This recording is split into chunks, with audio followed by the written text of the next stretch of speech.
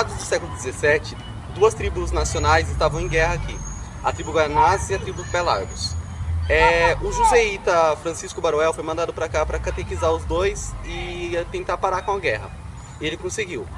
Tempos depois, quando acabou a guerra, o Frei Baruel foi mandado para construir uma capela e catequizar os índios que estavam em um clima tenso ainda. Ele conseguiu, fez a capela, só que tempo depois ela foi destruída por causa de tempestade e a má construção dela. E no lugar quando eles reconstruíram foi a igreja Santa Suzana que foi construída, que é a igreja de fundo. Na cidade de Suzano tem 260 mil habitantes, na qual 120 mil são católicos. Então a igreja católica abrange muitas pessoas, não só em Suzano, como em boas partes do mundo. E não é só religião, só missa, existem festas católicas, as pessoas seguem, qualquer pessoa pode visitar, como hoje, que é o dia de Domingo de Ramos. No século XIX, foi criada a segunda igreja pelos irmãos Marques, e ela recebeu o nome de Igreja de São Sebastião do Guaió.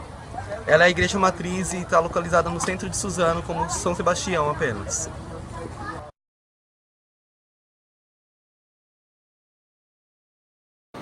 Agora abordaremos alguns tópicos sobre a religião evangélica. A Bíblia.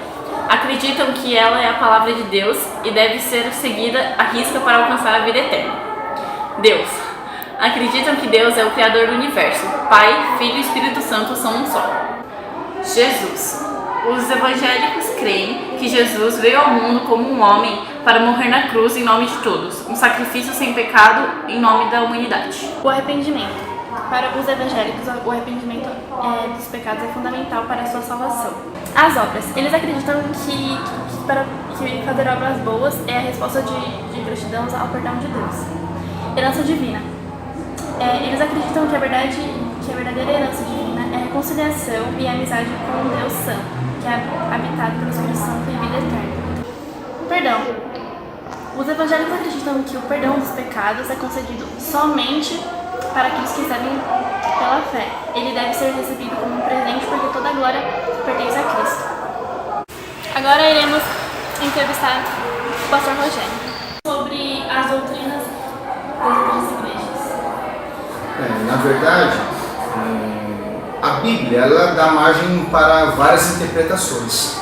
Então, quando a gente lê a Bíblia, faz uma análise, você vê que as denominações ou as igrejas, elas acabam encontrando várias bases, fundamentos para as suas doutrinas. Muitas vezes a gente tem que entender que algumas coisas que nós denominamos de doutrinas, elas não são doutrinas, tá? Elas são chamadas de usos e costumes. Porém, a gente tem que entender que essa é, vamos dizer assim, a diversidade mesmo, de interpretação da Bíblia, de como a denominação ou a própria igreja ela encara aquele texto bíblico. Mas a Bíblia em si, querendo ou não, ela acaba dando essa oportunidade de várias interpretações. A gente tem que acabar respeitando essa opinião e essa interpretação. Por que você decidiu seguir a religião evangélica? Na verdade, a gente não segue a religião evangélica, a gente acaba tendo a fé evangélica. Agora, nós seguimos, na verdade, não uma religião, mas uma pessoa que é Jesus, que na verdade está relacionado aos seus ensinamentos, ao modo de vida que ele deixou aqui como exemplo. Então a gente considera que a forma dele pensar, os seus ensinamentos, a sua maneira de proceder é aquela que mais se identifica com a gente. E por a gente acreditar que realmente Jesus é o Salvador, como é falado na Bíblia, o caminho, a verdade e a vida. Então por isso que eu particularmente resolvi seguir essa fé evangélica. O significado do batismo. O batismo, a própria palavra, no seu original, batismo significa imersão, mergulhar. Então, na verdade, o batismo é um símbolo daquilo que as pessoas acreditam que já aconteceu no mundo espiritual, que é a pessoa, quando ela mergulha, ela morre para o mundo, ela está deixando aquela vida passada. Então, quando ela vai imergir, submergir, ela vai, na verdade, começar uma nova vida. Então, ela está morrendo para o mundo e nascendo para Deus. Então, o significado básico do batismo é isso aí, é mergulhar, deixar o velho homem e surgir um novo homem. Esse é o significado do batismo. Obrigada pela sua participação. Com prazer.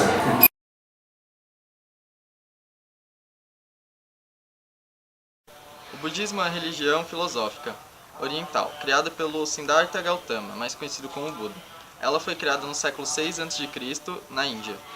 A filosofia budista é guiada pelos ensinamentos de Buda e acredita que o caminho para a libertação está na consciência e pode ser alcançada pelas práticas e crenças espirituais, pela meditação e o yoga.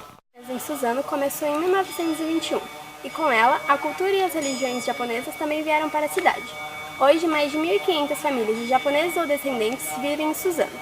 Suzano conta com 3 templos budistas, sendo o templo Jomyoji o mais importante. O templo existe há mais de 50 anos e é um dos mais importantes da América Latina, além de ter sido construído sem pregos, apenas com encaixe de madeira, de acordo com a tradição dos templos do Japão.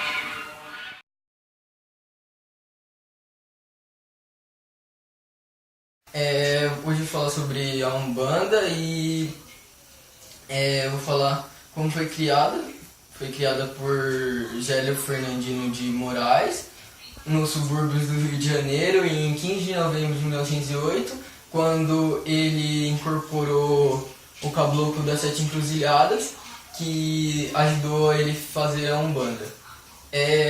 Ela foi muito, se espalhou muito rápido pelo Brasil e pela América Latina. Ela junta alguns elementos do candomblé, espiritismo e catolicismo.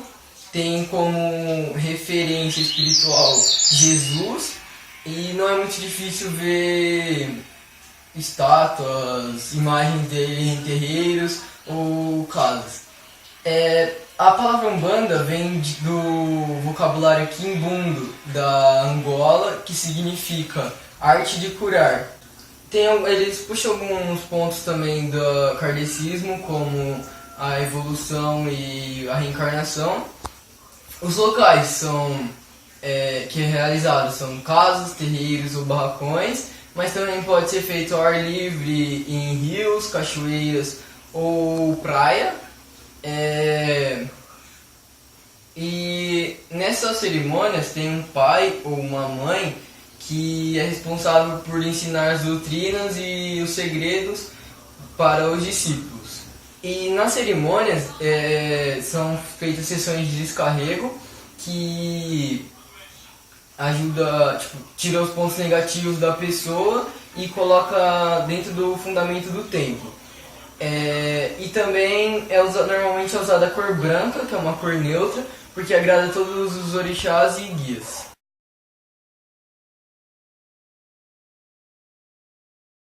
O Espiritismo é, ao mesmo tempo, uma ciência de observação e uma doutrina filosófica. Como ciência prática, ele consiste nas relações que se estabelecem entre nós e os espíritos.